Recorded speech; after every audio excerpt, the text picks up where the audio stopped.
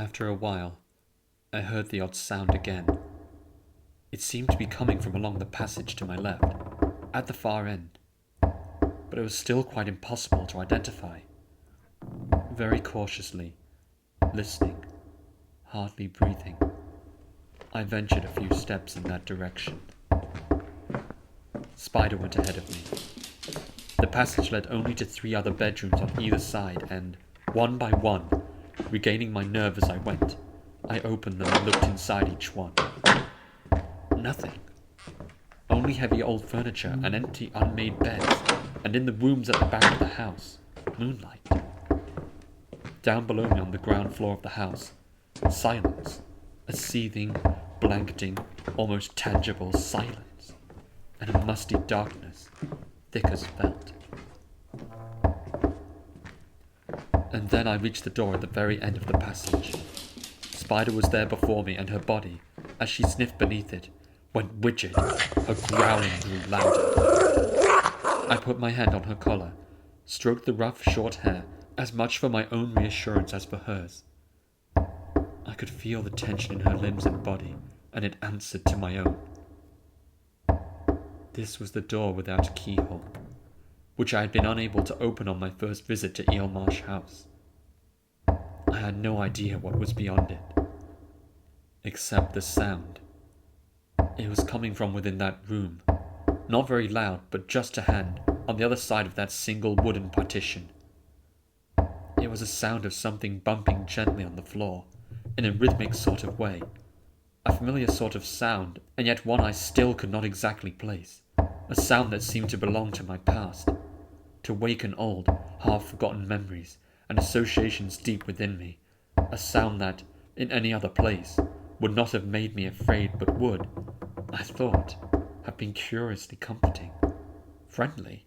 But at my feet, the dog Spider began to whine, a thin, pitiful, frightened moan, and to back away from the door a little and press against my legs. My throat felt constricted and dry, and I had begun to shiver.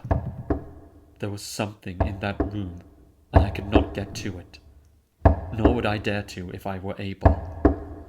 I told myself it was a rat or a trapped bird, fallen down the chimney into the hearth and unable to get out again. But the sound was not that of some small panic-stricken creature.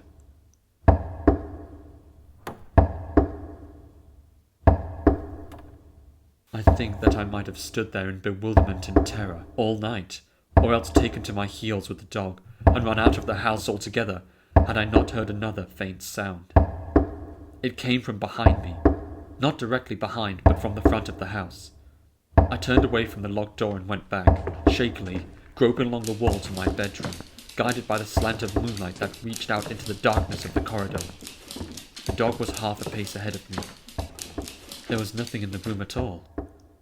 The bed was as I had left it. There had been no disturbances.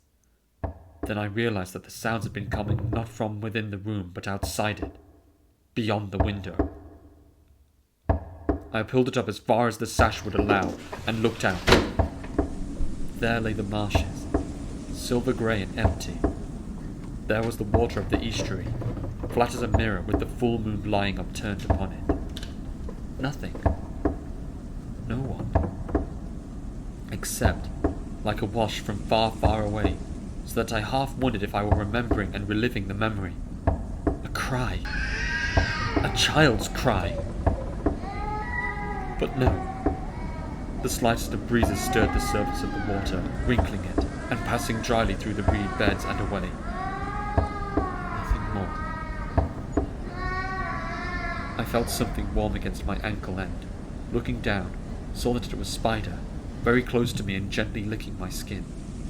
When I stroked her, I realized that she was calm again, her body relaxed, her ears down. I listened. There was no sound in the house at all. After a while, I went back along the passage to the closed door. Spider came quite happily and stood obediently there, perhaps waiting for the door to be opened. I put my head close to the wood. Nothing. Absolute silence. I put my hand on the door handle, hesitated as I felt my heart again begin to race, but drew in several deep breaths and tried the door.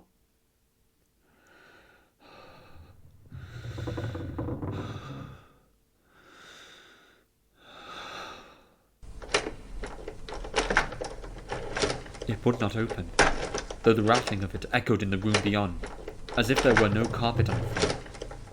I tried it once more and pushed against it slightly with my shoulder. It did not give.